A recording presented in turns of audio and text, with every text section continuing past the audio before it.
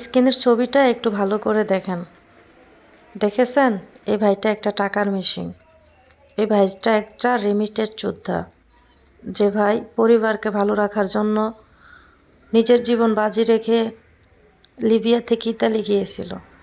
নিজের স্বপ্ন পূরণ করবে বলে, বাবা মাকে ভালো রাখবে বলে, ভাই বোনকে ভালো রাখবে বলে, স্ত্রী সন্তানদের চাহিদা পরিপূর্ণ করবে বলে, একটা ভালো বাড়ি করবে বলে, এবং কি দুমুঠো ভাত শেষ বয়সে বসে শান্তিতে খাবে বলে প্রবাস নামক বিদেশে গিয়েছিল।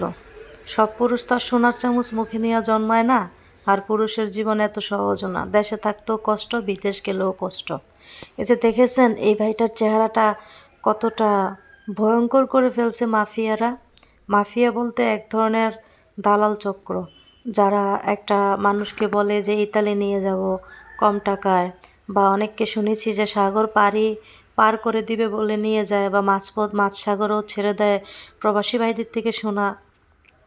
তো আসলে এই যে ভাইটার আজ এই পরিণতি হতো যদি সে স্বপ্ন না দেখতো। স্বপ্ন কে না দেখে? স্বপ্ন আমি দেখি, আপনি দেখেন, প্রতিটা মানুষ দেখে।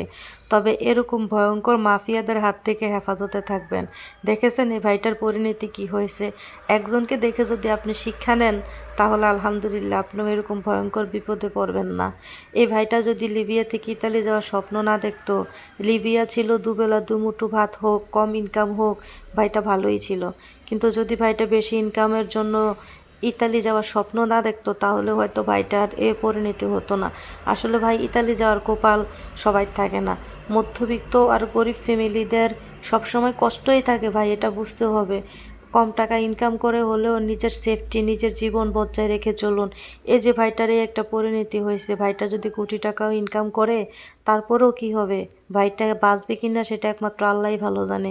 নিজের জীবন বিসর্জন দিয়ে, নিজেকে মৃত্যুর মুখে ঠেলে দিয়ে কোটি টাকা ইনকাম করে কী লাভ, যদি সেই জীবনের কোনো মূল্যায়ন না থাকে? সেই জীবনই যদি দিয়ে দিতে হয়, টাকার বিনিময়ে যদি জীবন দিতে হয়, তাহলে ওই টাকা ইনকাম করার কোনো দরকার নাই।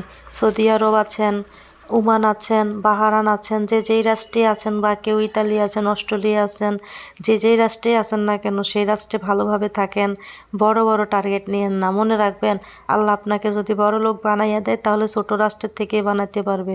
আপনি দেখেন সৌদি আরব, ওমান, এমনও মালয়েশিয়া, সিঙ্গাপুর, এরকম রাষ্ট্রের ভিতরে থেকেও অনেক ভাই বেড়াদার পরিবর্তন হয়েছে, বাড়ি গাড়ি সব কিছুই করেছে।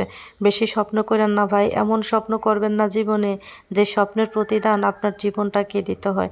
জীবনের অনেক মূল্য আছে ভাই, ওইটা বুঝতে হবে। নিজের জীবন সাজানোর জন্য যেমন গিয়েছেন, ঠিক তেমনি জীবনটাকে সাজান।